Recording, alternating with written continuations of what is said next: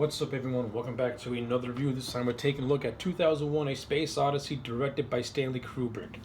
Okay, I'm going to make this review as short and sweet as I possibly can. I'm going to cover the things that I do like about 2001 A Space Odyssey. From an overall visual and technical standpoint, this is a beautiful looking movie. For a film that was made in 1968, Stanley Kubrick did an outstanding job at just creating this authentic and just gorgeous, visually appealing masterpiece of a film with the technology that he had to work with in the decade that he made this film. Like, Stanley Kubrick really was an innovative and creative genius in terms of his technical prowess as a director. And 2001: A Space Odyssey, you really see just what this man was capable of doing. Like, this movie is beautiful from a visual standpoint. I mean, you actually feel like you actually feel that what you're watching is legitimate. And to me, this movie can hold up in any decade. That's how outstandingly innovative and creative these special effects are. That's how viscerally intense these visuals can be. It feels like it feels like it can appear in any decade, and I give Stanley Kubrick a lot of credit for that. There are certain moments of this film that I do enjoy.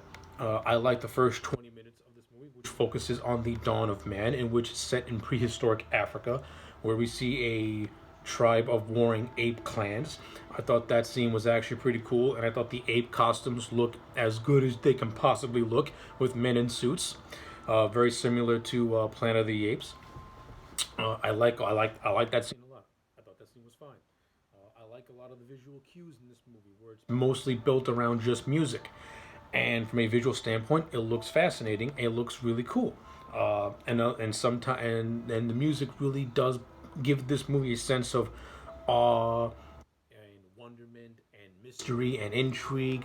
So I give it that. Like, the music really helps heighten a lot of these scenes. Uh, I overall think the first half of this movie is really boring, with the exception of the Dawn of Man segment.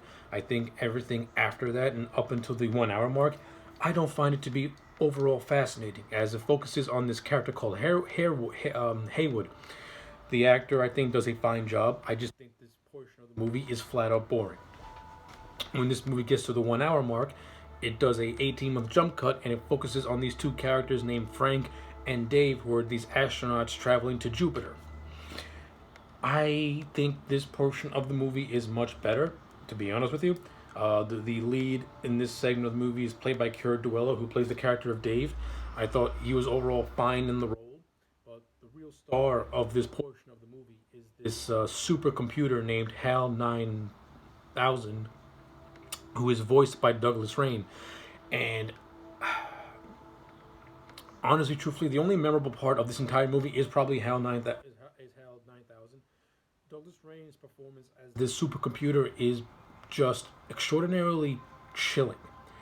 Douglas Rain's voice as HAL 9000 is just completely deadpan. It's monotone, but it conveys so many different type of emotions, and he does a fantastic job at making Hal just come across as just this foreboding, intimidating presence. Because basically, your life is in the hands of this supercomputer.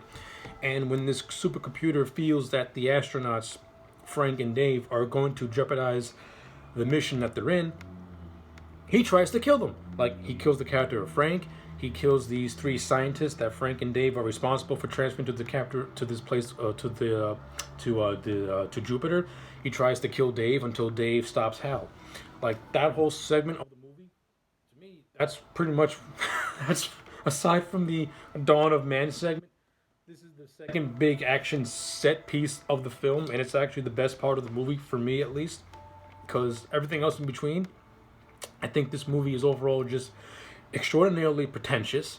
I think it's confusing as all hell. Very little explanation is done as to what Stanley Kubrick is trying to convey on the screen. The last 20 minutes of this movie is a complete confused acid trip that, if you're watching while high, Your brain is going to explode by these psychedelic visuals that's happening.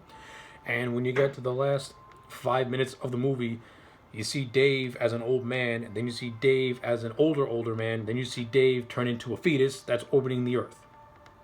And I don't understand any of this imagery. I do not understand exactly what's happening. I do not understand 2001 A Space Odyssey. I don't get it. This movie is not for me. In terms of being an innovative science fiction film, it definitely is. I give Kubrick an outstanding amount of credit. He legitimately created this epic space opera type of film that was completely innovative for its time. And yes, from a historical standpoint, 2001 A Space Odyssey is an important movie because it pretty much broke down the barriers of what you can do with the technology that you have at your disposal. And if it wasn't for 2001 A Space Odyssey, we would not have gotten movies like Star Wars or Alien. So, from a cultural significance, 2001 is an extremely important movie in cinema history. But when you look at this movie just on its own without the significance behind it, I think it's just flat out boring. It has some good moments peppered throughout, but overall, I think it's just a pretentious, boring movie. I don't understand it. It moves at a snail's pace, and to me, you have to force yourself to stay up just to get to the moments of the movie that are actually somewhat interesting. And that's just how I feel about this movie. And listen, I'm sorry to say, to me, a 2001 Space Odyssey gets a 6.5 out of 10. Call me a hater, say I don't understand this movie, say that, call me somebody who always found Stanley Kubrick to be pretentious, despite the fact that I do like two movies from him. They're they're movies that are more mainstream, which are The Shining and Full Metal Jacket.